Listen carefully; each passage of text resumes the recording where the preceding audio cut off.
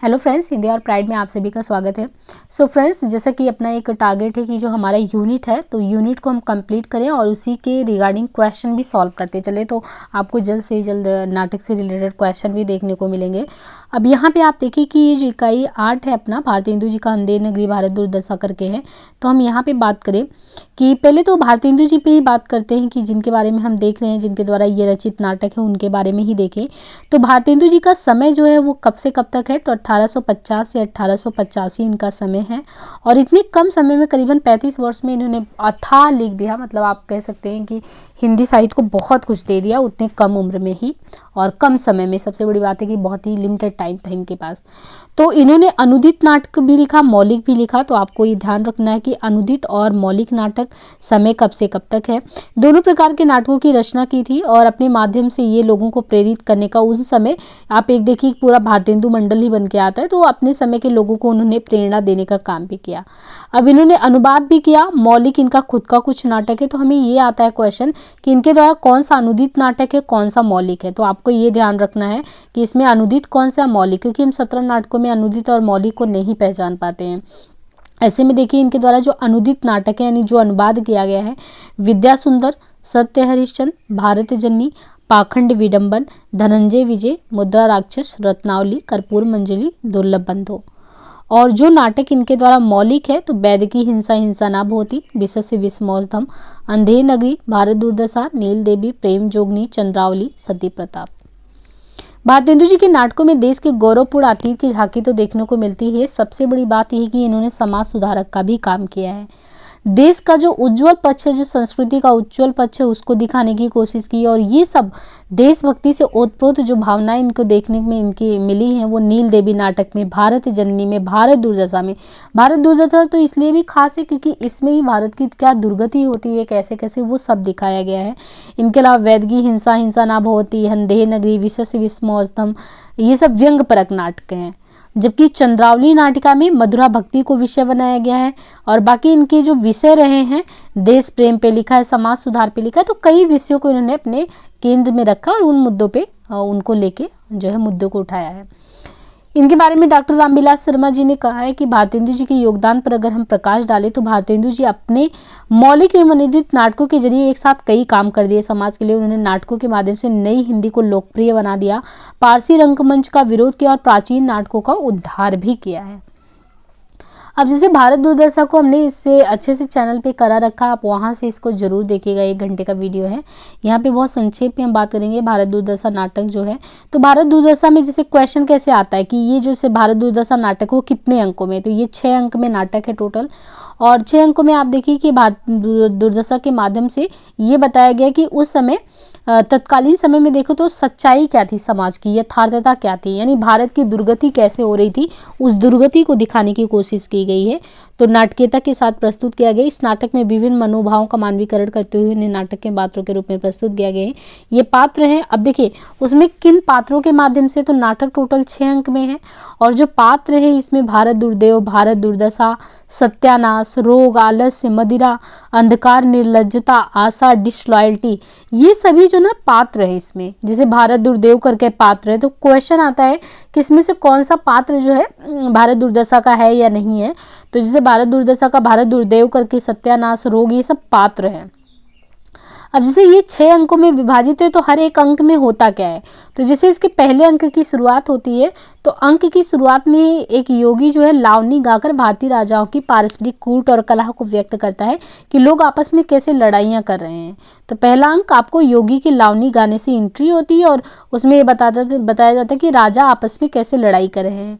अब ऐसे लड़ाई करेंगे तो बाहर की जो शक्तियाँ, यवन राज्य की स्थापना हो जाएगी और इसके बाद भारत की जो अवस्था है ना वो दुरावस्था में तब्दील हो जाएगी, बहुत ही दुर्गति होगी। अंग्रेजों के अत्याचार, शोषण का लगातार लोग विरोध भी नहीं कर पा रहे और हमारा देश जो है बहुत ही भयाक्रांत स्थिति में बहुत ज़्यादा डरा हुआ है। और इसी में तब कहते हैं कि रोहू सब मिलके आओ भारत भाई, हा भारत दुर्दशा न देखी जाए। जब इस तरह से दुर्गति होगी तो भारत की दुर्गति को कौन देख पाएगा। अब इस तरीके से एंट्री हुई और ये सब हुआ। अब जैसे नाटक का दूसरा अंक शुरू हो रहा है तो दूसरे अंक में क्या होगा, तो नाटक के दूसरे अंक में भारत जो है अपनी दुख भरी गाथा को बताता है और इतना वो परेशान हो जाता है कि भारत जो है अपनी गाथा को बताते बताते ये स्थिति होती है ना कि वो बेहोश होकर गिर जाता है। और इसी अंक के अंत में आशा निर्लज्जता के साथ आती है और मूर्छित भारत को उठाकर भीतर ले जाती है। तो ये आप देखिए कि इमेजिन करिए ये आपके भारत की स्थिति है कि कोई आ रहा है अंदर से और गा के यहाँ की व्यथा कथा सुना रहा है और वो इतना ज़्यादा मतलब उसकी स्थिति खराब हो जाती है। तो इसी अंक के अंत में आशा एक उम्मीद आती है, वो भी निर्लज्जता के साथ आती है और जो भारत हमारा भारत मूर्छित हो चुका है उसको भीतर लेके जाती है। तब तक तीसरा अंक आ जाता है। अब तीसरे अंक में जो भारत दुर्देव करके ये भी एक पात्र है। तो भारत दुर्देव जो अंग्रेज का प्रतीक है, तो यहाँ पे कि भारत दुर्देव किसका प्रतीक है, तो अंग्रेज का प्रतीक है। इसकी वेशभूषा भी अजीब होती है, आधी हिंदू आधी मुस्लिम का मतलब कि धारण करा रखता है। तो ये भारत दुर्देव ही भारत की दुर्दशा का कारण है। तो असल ये जो अंग्रेज का प्रतीक है ना, जैसे हमारे ऊपर आधा क्या है कि दो रंग हावी हो गए हैं, तो वही है कि अजीब स्थिति में आधी हिंदू आधी मुस्लिम ये भारत दुर्देव की दुर्दशा का कारण है। और फूट डाह लोभ भय दुर्भिक्ष अतिवृष्टि ये सब ना सहयोग से और अपने सेनापति सत्यानाशी की सहायता से भारत से धन बल विद्या सब कुछ नष्ट कर रहा है। कौन? ये भारत दुर्देव। और इसके साथ इसके सहयोगी का नाम भी आप देखिए, जैसे भारत में लोभ भय अकाल अतिवृष्टि, तो ये उसके साथ जितने भी लोग हैं भारत को तबाह करने के लिए और लोग आते हैं साथ में। अब ऐसे ही छठे अंक में ये दिखाया गया है कि भारतवर्ष में आप देखिए तो विभिन्न कुरीतियों का उल्लेख किया गया है कि हमारे भारत में क्या क्या कुरीतियाँ उस समय थी जिससे भारत की ये दुर्दशा हुई। तो कुरीतियों में भी नाम देखिए कि रोग है, आलस्य है, मदिरा है, निर्धनता है, अविद्या है, बहुदेववाद है, छुआछूत, मतलब जितनी बुराइयां हो सकती हैं वो सब चौथे अंक में आता है। और जो पांचवा अंक होता है उसमें भारत में जो पढ़े लिखे लोग हैं, जो सभ्य लोग अपने को कहते हैं, वो एक कमेट्री बनाते हैं। अब उस समय आप ये इतिहास में नामों को पढ़े होंगे, सुरेंद्र नाथ बनर्जी, फिरोज शाह मेहता, जस्टिस रनाडे, ये सभी कमेटी भारत को औपनिवेशिक दासता से मुक्ति दिलाने हेतु प्रयास करती है। किंतु अंग्रेज शासक डिसलॉयल्टी नामक इंग्लिश पॉलिसी एक्ट की हाकिम की इच्छा नामक दफा के अंतर्गत सबको पकड़कर बंदी बना लेते हैं। और जो छठा अंक है, छठे अंक में भारत अपने भाग्य को अचेत और मूर्छित अवस्था में देखकर उठाने की चेष्टा करता दिखाई पड़ता है, किंतु जब अपने भाग्य को नहीं जगा पाता तो निराश होकर अपनी छाती में कटार मार लेता है। यही नाटक समाप्त हो जाता है। तो अंततः जो है कटार जो है अपनी छाती में मार लेता है और नाटक यहीं पे जो है समाप्त हो जाता है। तो ओवरऑल देखें तो भारत दुर्दशा संभवतः हिंदी का पहला नाटक है जो राजनीतिक विषय वस्तु पर आधारित है। इसमें एक ओर तो ब्रिटिश राज की निर्ममता का चित्रण है, तो दूसरी ओर भारतीयों के आलस्य, निर्धनता, अशिक्षा और कायली जैसी प्रवृत्तियों का उल्लेख है। भारतेंदु जी ने इस नाटक के माध्यम से कि अंग्रेज हमारे जो देश का शोषण किस प्रकार करें, तो शोषण चक्र में हम कैसे फंसे हैं, और अंग्रेजों ने भारतीयों के उत्थान के लिए नहीं बल्कि शोषण को और भी बड़ा बनाने के लिए क्या किया था उस समय की रेल सड़कें बिछाना, ये सब काम तो अपने फ़ायदे के लिए, व्यावसायिक ढंग से उद्योग स्थापित कर अपने फ़ायदे के लिए, और उन फ़ायदों से हमारा शोषण ही किया। तो इस नाटक के माध्यम से इस चीज़ को जन जागरण का काम करते हैं। तभी ये पंक्तियाँ आती हैं उनके द्वारा कि अंग्रेज राज सुख साथ सजे सब भारी, पैदन विदेश चली जाती। यही है तुखवारी कि सबसे बड़ी दुख की बात ये है कि हमारी जो कमाई है वो हमारे पास नहीं रह रही है बल्कि वो विदेश चली जा रही है। तो इसी कारण देश में महंगाई और भी सारी समस्याएं हैं जो लगातार मतलब रिश्वतखोरी है, टैक्स लगा रहे हैं लोग, चापलूसी कर रहे हैं। तो मतलब एक तरीके से न्याय व्यवस्था की भी इसने पोल खोल दी थी। तो टोटल आप देखिए जो आपके सिलेबस में भारत दुर्दशा नाटक है 6 अंकों में, और 6 अंक में ऐसे करके पूरी भारत की स्थिति को कि कैसे गिरती हुई स्थिति हो गई थी ये पूरा बताया गया है। तो इस तरह आपके सिलेबस में एक नाटक ही है। और अब आप इसको डिटेल में देखने के लिए वो नेक्स्ट वीडियो जो है आप 1 आवर्स का है वो ज़रूर देखिएगा। और जो दूसरा आपके सिलेबस में भारतेंदु जी का अंधेर नगरी, तो हम अंधेर नगरी नाटक पे बात करते हैं। अंधेर नगरी की रचना भारतेंदु जी ने कब की थी, तो 1881 में इनके द्वारा ये अंधेर नगरी नाटक लिखा गया है, जिसे एक तरीके से क्वेश्चन आता है कि ये नाट्य है, नाट्य रासक है, क्या है, तो ये प्रहसन है। तो अंधेर नगरी की रचना पहले तो 1881, आपको पहले कोई भी नाटक जो आपके सिलेबस में उसका सन याद रखिए। तो अंधेर नगरी का सन क्या है, 1881, लिखा किसने है, भारतेंदु जी ने, प्रहसन माना गया है। और नाटक के कितने दृश्य हैं, तो 6 दृश्य हैं। वहाँ पे आपने देखा कि 6 अंक थे, यहाँ पे 6 दृश्य आपको देखने को मिलेंगे। और ये क्या, अंधेर नगरी भी एक व्यंग जो है व्यंग समाज पे किया गया है, समाज पे नहीं राजकाज पे, जो पूरा राज व्यवस्था है ना उस पे किया गया है, और वो भी बहुत ही विनोदपूर्ण शैली में किया गया है। बताया गया कि कैसे अगर आपके राजा सही नहीं हो तो प्रजा को कितना भुगतना पड़ता है। मतलब एक राजा जिसके शासन में कोई व्यवस्था ना हो, जहाँ न्याय अन्याय में भेद का पता ना हो, अच्छे बुरे में कोई अंतर ना हो, तो निश्चित ही अगर देखा जाए तो वो चौपट राजा है। तो ये जो 6 दृश्यों में इसी प्रहसन को फरमाया गया अच्छे से। अब इसमें आप देखिए कि जो प्रहसन की शुरुआत की बात करें तो इसमें भी ऐसे 6 दृश्य देखने को मिलेंगे। जैसे प्रहसन का पहला अंक, तो एक महंत है, एक महंत अपने 2 शिष्य हैं, एक गोवर्धन दास एक नारायण दास। तो एक महंत है और महंत जैसे अपने चेलों के साथ, 2 इनके चेले हो गए, एक चेला हो गया गोवर्धन हो गया और दूसरा चेला हो गया इनका नारायण दास। इसके साथ ये भजन करते हुए एंट्री करते हैं और लोगों को लोभ से बचने का उपदेश देते हैं। मतलब अपने चेलों के साथ आते हैं, गोवर्धन और नारायण के साथ, और लोगों को ये समझाते हैं कि भाई लोभ से दूर रहना। अब एक नगर के बाहर पड़ाव डालकर वो अपने दोनों शिष्यों को बोलते हैं कि ये नगरी अच्छी लग रही है, यहाँ पे जाओ भिक्षा मांग के आओ। तो जब पहले में वो एंट्री करते हैं और लोगों को शिक्षा देते हैं, और फिर दूसरे अंक में प्रारंभ ये होता है कि एक अच्छी खासी बाजार सजी हुई है। बाजार का दृश्य से शुरुआत होता है, जहाँ प्रत्येक दुकानदार आवाज़ लगाकर अपने माल बेच रहा होता है। लगता है कि वो बाजार है, और सारे विश्व का, जहाँ अंग्रेज भी है और भारतीय भी, वहाँ पे मतलब बाजार में सब दिख रहे हैं। तो वहाँ पे इनके नारायण और गोवर्धन जब एंट्री करते हैं तो बाजार में प्रवेश करते ही उन्हें ये पता चलता है कि यहाँ हर एक चीज़ जो मिल रही है वो तो टके सेर की मिल रही है। तो बड़ा खड़ा हो जाता है, प्रसन्न हो जाता है और भरपेट मिठाई खाता है और ख़रीद भी लाता है। अब प्रसन्नता में नाचते गाते वह गुरु के पास आकर बोलता है कि गुरुजी, हम ये कह रहे हैं कि ये अंधेर नगरी में जो हम आए हैं, तो गुरुजी कहते हैं कि हमें ऐसी अंधेर नगरी में नहीं रहना जहाँ हर एक चीज़ टका सेर हो। ऐसे कैसे हो सकता, हर एक वस्तु का मूल्य अलग अलग होता है। तो वो कहते हैं, गुरुजी का मानना है कि ये तो अंधेर नगरी है जहाँ पे टका सेर भाजी और टका सेर खाजा बिकता हो। लेकिन जो उनका नारायण दास चेला होता है वो तो गुरु की बात मान जाता है, लेकिन जो गोवर्धन है वो नहीं मानता, उसको लालच आ जाती है। तो जब आप नाटक का अगला दृश्य देखेंगे तो यहाँ पे राजा का दरबार सजा है, जहाँ राजा क्या कर रहे हैं, मदिरा धुत पी के धुत है। अब उनकी मूर्खता इतनी है कि आपको लास्ट में देखने को मिलेगी कि ऐसा चौपट राजा हो तो वो सच में अंधेर नगरी हो। तो ये मूर्खता का परिचय देता है। एक मंत्री उसकी चापलूसी, खुशामद, चमचागिरी ये सब कर ही रहा था। अब राजा की मूर्खता को उजागर करना ये दिखाया गया है इस दृश्य को। तीसरा दृश्य इसीलिए फरमाया गया है। पहले दृश्य में उनकी एंट्री, दूसरे में पूरे मार्केट में क्या क्या चल रहा है, तीसरे में राजा की कि ये देखो कितना मूर्ख राजा है। दरअसल एक फरियादी आता है, एंट्री करता है और वो बताता है कि उसकी बकरी वगैरह कुछ थी तो वो कैसे मर गई। तो ये चीज़ जब उनको बताते हैं तो राजा को अब क्या करना है, फरियाद को सुनना है। तो वो इस चीज़ को ध्यान ही नहीं देता। तो राजा की मूर्खता का उजागर करना, निरूपित करना इस दृश्य का प्रयोजन है कि मूर्ख राजा फरियादी को बिना सोचे समझे, बिना कारण के दंड दे देता है। 5वें में गोवर्धन दास को उस अंधेर नगरी में मिठाई खाते और आनंद मनाते दिखाया गया। वो सोचता है कि मेरे गुरुजी व्यर्थ में ही मुझे यहाँ रहने से रोकते थे, ये तो बहुत अच्छी नगरी है। तभी उसे पता चलता है, अचानक राजा के सैनिक उसे आकर पकड़ने लगते हैं। उसे समझ में नहीं आता ऐसा क्यों हुआ, और आपको भी नहीं लग रहा होगा कि ऐसा क्यों हुआ। दरअसल ये हुआ था कि जो फरियादी फरियाद के लिए आया था, राजा तो एक मतलब कह सकते हैं कि दिमाग तो था नहीं। तो एक फरियादी जो आया वो कहा कि हमारी जो बकरी थी वो दीवार से नीचे दबकर मर गई। तो अब राजा को क्या था, न्याय देना था, लेकिन वो तो था एक चौपट राजा, उसको बुद्धि नहीं थी। ऐसे में राजा ने कहा कि फिर बकरी गिरी कैसे। तो उसने बोला कि बकरी किसके कारण गिरी होगी, पता करने की कोशिश की। तो उसे पता चला कि जिसने वो दीवार खड़ी की होगी, राजमिस्त्री, वो गड़बड़ किया होगा। तो उसने बोला उसे बुला दो।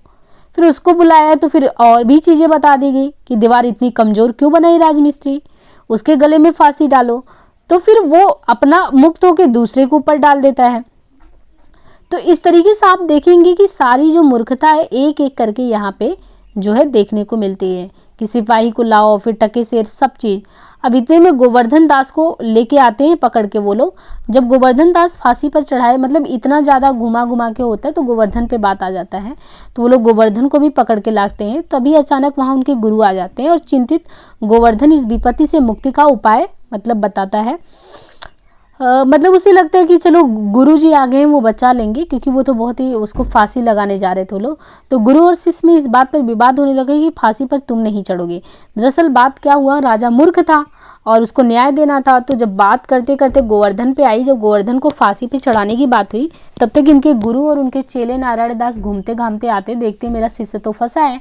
अब गुरु चेला तो चालाक होते हैं, तो गुरु अपने गोवर्धन दास जो उनका चेला था उनको बुला के उनके कान में फुसक देते हैं कि एक काम करो, कहना कि आज शुभ मुहूर्त है, मैं फांसी पे चढ़ूंगा, मैं फांसी पे चढ़ूंगा। तो राजा मूर्ख है तो कहेगा मैं ही चढ़ूंगा। तो ये लोग पहले से प्लानिंग कर लेते हैं और जैसे ही वो फांसी पर चढ़ने के लिए जाते हैं तो गुरु कहता है मैं चढ़ूंगा, शिष्य कहता है मैं चढ़ूंगा। अब जब इतना होड़ लगा तो वहाँ के राजा मंत्री सब चकित हो गए कि ऐसा क्या है भाई, फांसी पे चढ़ने के लिए इतनी उत्सुकता। तो राजा पूछता है ये क्या मामला भाई, तुम दोनों ही क्यों फांसी पर चढ़ना चाहते हो। तब गुरुजी बताते हैं कि इस समय ऐसा सुयोग बन रहा है कि जो भी फांसी पर चढ़ेगा वह सीधा स्वर्ग जाएगा, इसलिए हम में से प्रत्येक फांसी पर चढ़ना चाहता है। मूर्ख राजा ये सुनकर स्वयं फांसी पर खुद चढ़ जाता है। तो नाटक की समाप्ति गुरुजी की इस वाक्य से होती है कि जहाँ पे आप देखिए बहुत अच्छी बात है कि जहाँ धर्म बुद्धि और नियम कानून पर आधारित समाज ना हो वहाँ नहीं रहना चाहिए, क्योंकि इस अंधेर नगरी में निवास करने वालों को उसी तरह विनाश होता है जैसे चौपट राजा का विनाश हुआ। तो एक उद्देश्यपूर्ण नाटक है कि जिसमें नाटककार ने अंग्रेजों के कुशासन का भंडा फोड़ किया है कि वे चौपट राजा की भांति धर्म बुद्धि एवं न्याय विहीन भारत में चले आ रहे हैं और यहाँ पे शासन की बात कर रहे हैं। जो राजा न्याय का रक्षक कहा जाता है वो निर्दोष को सजा दे रहा है। इस विवेकहीनता में अन्याय का दुष्परिणाम भी सीधे सामने है। जब राजा अपने ही फैलाए हुए जाल में फंसकर स्वयं अपना विनाश कर लेता है तो वही है अंधेर नगरी। और अंधेर नगरी अंग्रेज सरकार के निकम्मेपन पर अन्यायपूर्ण जो शासन नीति पर करारा तमाचा भारतेंदु जी के द्वारा किया गया था कि वो लोग किस तरीके से आए और वो लोग खुद चौपट कर रहे हैं भारत को। और उनके बौद्धिक दिवालियापन का पता संवादों से चल रहा है। जब यहाँ पे बात करते हैं घासीराम चूरन वाला, तो ये जब पूरा आप नाटक पढ़ेंगे ना तो संवाद बहुत अच्छे हैं और इससे पता चलेगा कि भारतेंदु जी ने किस प्रकार तंज कसा था। इसका पता निम्न मतलब ये घासीराम चूरन वाला उस समय जब अवस्था को पता लगाता है तो गाने में व्यक्त करता है। ये बहुत इंपॉर्टेंट पंक्ति है कि चूरन हाकिम सब जो खाते सब पर दूना टिकस लगाते यानी दुगना टैक्स लगाते, चूरन साहब लोग जो खाता सारा हिंद हजम कर जाता, कि सब कुछ वो हजम कर जाते हैं। तो इन चूरन से कैसा हाजमा इन लोग का दुरुस्त होगा, अंग्रेज लोगों ने इसे खाकर ही सारे भारत देश को हजम कर लिया है। यही नहीं, यहाँ के सरकारी कर्मचारी हों, सब रिश्वत का बोलबाला है, निरंकुशता है, विवेकहीनता, ये सब है। और अंत में बगरी की मृत्यु का दंड गोवर्धन दास जैसे निरीहों को कब तक मिलता रहेगा। कौन उस गोवर्धन दास को बचाएगा, कौन उसकी आंखों पर पड़े लोभ प्रमाद के पर्दे को हटाएगा।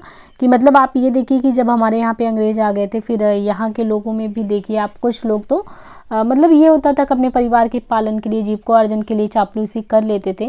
लेकिन वही है कि जैसे उनके शिष्य गुरु ने बताया था अपने चेलों को कि मत रुको ऐसे अंधेर नगरी में, तो वही स्थिति को इन्होंने तंज के रूप में बयां किया। बहुत ही अच्छा नाटक है। आप पूरे नाटक और संवाद को पढ़ेंगे तो काफ़ी चीज़ें जो हैं आपकी वो क्लियर हो जाएंगी।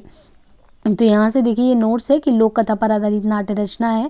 1881 में 3D प्रहसन है।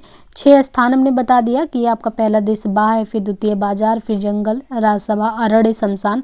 तो ये जो क्वेश्चन है इस तरीके से भी बनता है कि किसमें बाजार है, जंगल है, राजसभा, अरण्य है, शमशान है।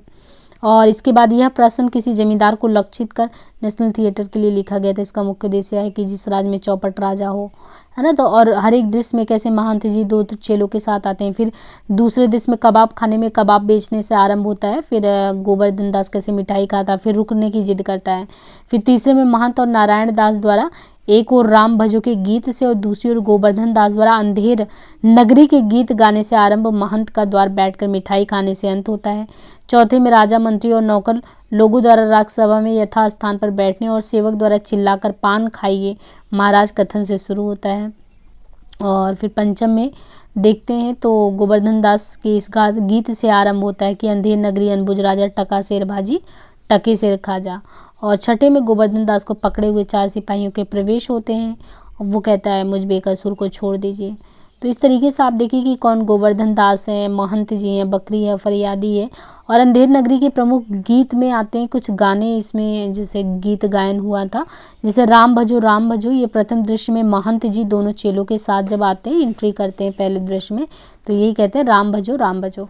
फिर लोभ पाप को मूल है, प्रथम दृश्य के अंत में महंत जी द्वारा गोवर्धन दास को लोभ से दूर रहने की शिक्षा देते हुए गाना। फिर चना बनावे घासीराम करके दूसरे दृश्य में घासीराम द्वारा। फिर चूरन अमल बहुत के भारी दूसरे दृश्य में पाचक वाला कहता है। मछली ले मछली सारे दृश्य में देखते हैं। और से सब एक से अनेक। आलोचकों के मत इसके संबंध में कि ये जैसे कालजयी कृति, रामविलास शर्मा ने इसको कहा कि ये कालजयी कृति है। युग चेतना से संबंधित नाटक, तो सिद्धनाथ कुमार ने बोला है कि युग चेतना से संबंधित नाटक है। अंधेर नगरी अंग्रेजी राज्य का दूसरा नाम नेमीचंद जैन ने कहा। क्लासिक कृति विपिन अग्रवाल ने कहा है। शुद्ध प्रहसन है गोपीनाथ तिवारी ने कहा है। शाश्वत अंधेर नगरी का नाटक सिद्धनाथ कुमार ने कहा है। तो और इसके बाद जो हम नेक्स्ट पार्ट में करेंगे वो अंधा युग नाटक करेंगे, हमारे पाठ्यक्रम में वो भी है। तो थोड़ा बहुत हमने आपको अंधेर नगरी और भारत दुर्दशा का समरी करवा दिया है। आप भारत दुर्दशा पे बहुत अच्छे से वीडियो बना है पहले ही, तो उसको आप अच्छे से देख सकते हैं। तो काफ़ी कुछ आपको क्लियर हो जाएगा। मतलब कि बिना आप नाटक पढ़े बहुत कुछ ऊपर का जान सकते हैं। बाकी आप नाटक को ज़रूर आपके रेफरेंस बुक को पढ़ें। और हिंदी और प्राइड करके चैनल है टेलीग्राम, उसको ज़रूर आप वहाँ से ज्वाइन हो। सो आज के लिए इतना ही, धन्यवाद।